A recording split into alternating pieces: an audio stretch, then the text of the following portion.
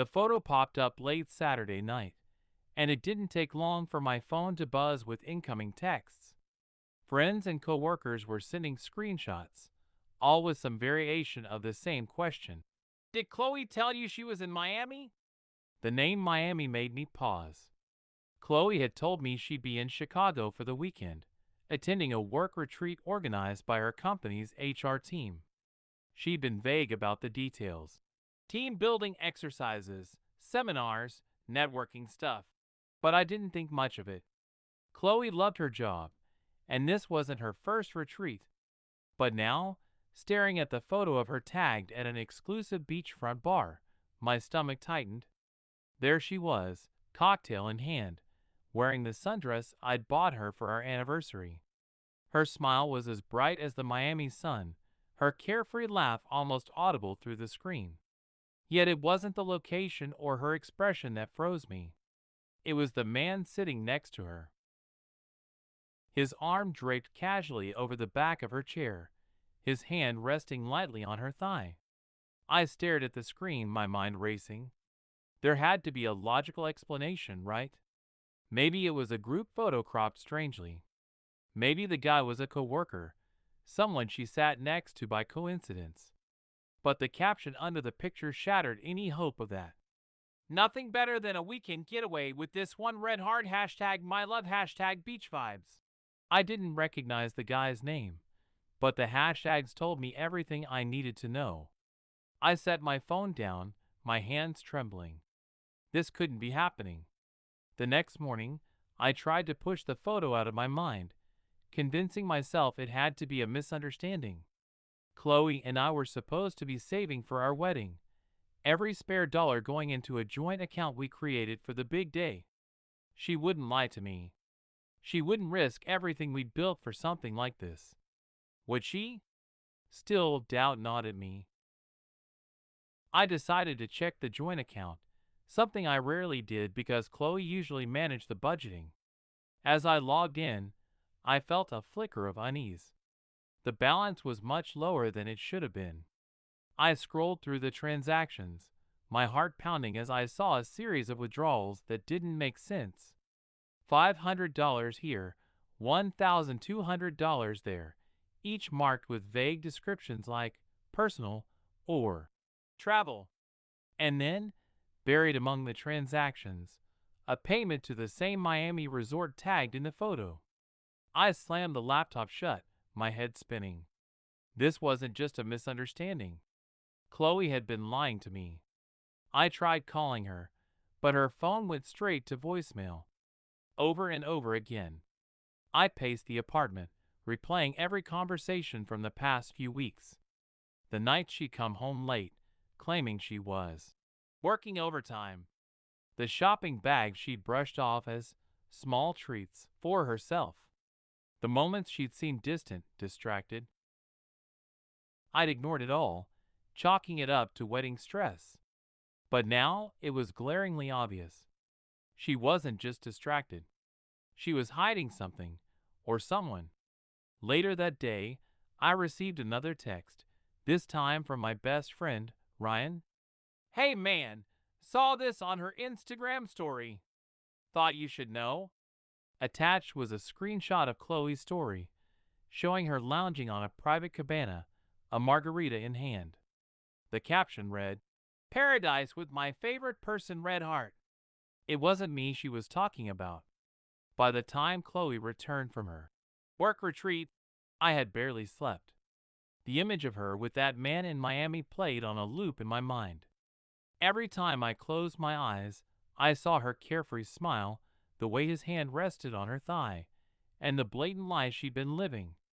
I waited in the living room, the bank statements, screenshots, and the Miami photos spread across the coffee table like evidence in a trial.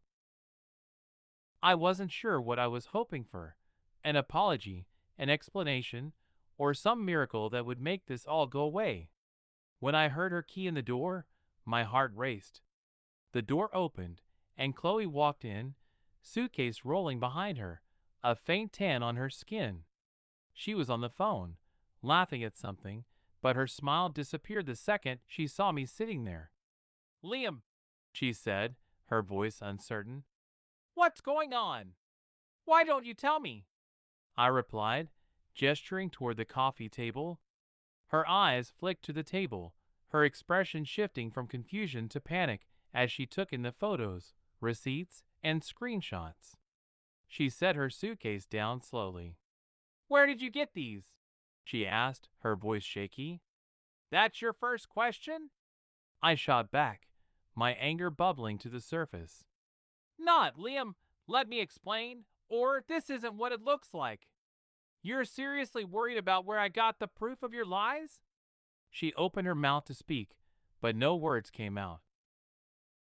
Chloe, I said, my voice trembling, just tell me the truth. Are you cheating on me? Her face crumpled, and she sank into the nearest chair. It's not what you think, she whispered. Don't, I snapped, cutting her off. Don't insult me by saying that. I've seen the pictures. I've seen the hotel charges. I've seen the stories you posted with him. So just admit it. She looked away, tears pooling in her eyes. I didn't mean for it to happen, she said finally. The words hit me like a punch to the gut. So it's true, I said, my voice barely above a whisper. She nodded, her tears spilling over. Liam, I'm so sorry. I didn't want to hurt you. I just— What? I interrupted. You just couldn't help yourself? You needed to go on secret vacations with another man while I'm here working overtime to save for our wedding? Her tears turned into quiet sobs. It wasn't serious, she said. It was just a fling. I was stressed, and I made a mistake. A mistake? I repeated bitterly. A mistake is forgetting to turn off the oven. A mistake is saying something you don't mean in an argument. Booking flights, hotels, and spending our money to have an affair is not a mistake, Chloe. It's a choice. Repeated choices. She wiped her tears with trembling hands. I know, she whispered. I know I'm messed up. I hate myself for it. Do you? I asked, my voice rising. Because it doesn't look like you hated yourself in Miami, Chloe. You look pretty damn happy sitting there with him. Her silence was deafening. Who is he? I demanded. She hesitated, then muttered, Someone from work. Of course, I said bitterly. And how long has this been going on? 4 months, she admitted, her voice barely audible. 4 months. 4 months of lies, of her sneaking around, of her spending the money we'd saved for our future on someone else. I leaned back in my chair, the weight of her betrayal settling over me like a crushing wave. Why? I asked, my voice breaking. Why would you do this? Was I not enough for you? Her head shot up, her eyes wide with guilt. No, Liam, that's not it, she said quickly. You're amazing. You've always been amazing. This wasn't about you. It was about me. I've been so stressed about the wedding, about work, about everything. I needed an escape. So, I wasn't good enough to be your escape? I asked, my voice dripping with sarcasm. She flinched but didn't respond. The silence stretched between us, thick with unspoken words. Finally, I stood, grabbing my jacket. Liam, wait, she said, standing too. No, I said firmly, my voice cold. You don't get to ask me to stay. You don't get to cry and beg for forgiveness after everything you've done. You made your choice, Chloe. Now I'm making mine. I walked out the door, her sobs echoing behind me. That night, I stayed at Ryan's place. He didn't ask questions. He just handed me a beer and sat with me in silence until I was ready to talk. She spent our wedding fun on him, I said finally, the words tasting bitter on my tongue. Ryan's jaw tightened. What are you going to do? I don't know, I admitted. But I know one thing. I can't stay with her. The apartment was quiet when I returned the next morning. The suitcase Chloe had left by the door was gone, along with her coat and a few other belongings. For a moment, I felt a flicker of hope that she had decided to leave without a fight, but that hope vanished when I saw her sitting at the dining table, her face puffy and tear-streaked. "I didn't know if you'd come back," she said, her voice hoarse. I set my keys on the counter and stared at her, my emotions a tangled mess of anger, sadness, and betrayal. "I didn't come back for you," I said bluntly. Her lip quivered, but she nodded. "I know." I sat down across from her, the weight of everything she'd done pressing heavily on my chest. "Why are you still here, Chloe?" I asked, my voice cold. She hesitated, her hands gripping the edge of the table. "Because I want to fix this," she said. "I know I don't deserve another chance, but I'll do whatever it takes to prove to you that I can change." I laughed bitterly, shaking my head. "Fix this? You've spent the last 4 months lying to me, stealing from me, and cheating on me. How do you even begin to fix that?" She broke down, her sobs racking her body. "I don't know," she admitted, "but I can't lose you, Liam. I love you." "You love me?" I repeated, my voice rising. "You don't betray someone you love, Chloe. You don't use the money they've worked hard to save for your future together to fund your affair." "I wasn't thinking," she said, her voice barely audible. "No," I snapped. "You were thinking. You just didn't care. You didn't care about me, about our wedding, about any of it. All you cared about was yourself." Her sobs grew louder, but I couldn't bring myself to comfort her. She didn't deserve my sympathy. I leaned back in my chair, taking a deep breath to steady myself. "Did he know about me?" I asked. Her head shot up, her eyes wide. "Liam, please, did he know?" I repeated, my voice sharp. She hesitated, then nodded. "Yes." The confirmation hit me harder than I expected. This wasn't just about her betrayal. It was about the fact that someone else had known about her lies, had been complicit in them, while I had been completely in the dark. "What did you tell him about me?" I asked, my voice quieter now. "I didn't say anything bad," she said quickly. I told him we were having issues, that we were growing apart." I laughed bitterly. "Issues? Growing apart? Is that what you call it when one person is putting everything they have into building a life together while the other is sneaking off to Miami with someone else?" She had no answer.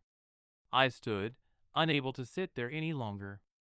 "I can't do this, Chloe," I said. "I can't look at you and not see the person who betrayed me. Liam, please," she begged, standing too. "We've been through so much together. Don't let this be the end." "It's already over," I said firmly. "You ended it the moment you chose him over us." Her sobs filled the room as I grabbed my jacket and headed for the door. The next few weeks were a blur of paperwork and awkward conversations. Chloe moved out of the apartment, taking only her personal belongings and leaving me to sort through the remnants of what used to be our life together. Friends and family rallied around me, offering their support, but their pity only deepened the wound. Everyone had the same question. "How did you not see this coming?" The truth was, I had seen it coming. I just hadn't wanted to believe it. One evening, as I was packing away the last of her things, I found the small notebook where we'd written down our wedding plans. Each page was filled with details about venues, guest lists, and honeymoon destinations. I flipped to the last page, where we'd written a list of reasons we loved each other.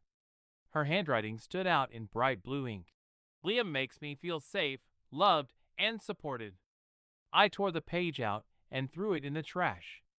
Months passed, and life slowly began to move on. I moved to a new apartment, started focusing on my career, and even reconnected with old friends I'd lost touch with during my relationship with Chloe. One day, while scrolling through social media, I came across a photo of her. She was with the same man from Miami, smiling brightly, the caption reading, New Beginnings, Red Heart. I stared at the photo for a moment before closing the app. For the first time, I didn't feel anger or sadness, just relief.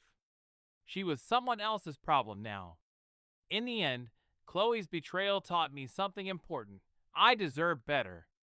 I deserved someone who valued honesty, loyalty, and the kind of love that doesn't require excuses or lies.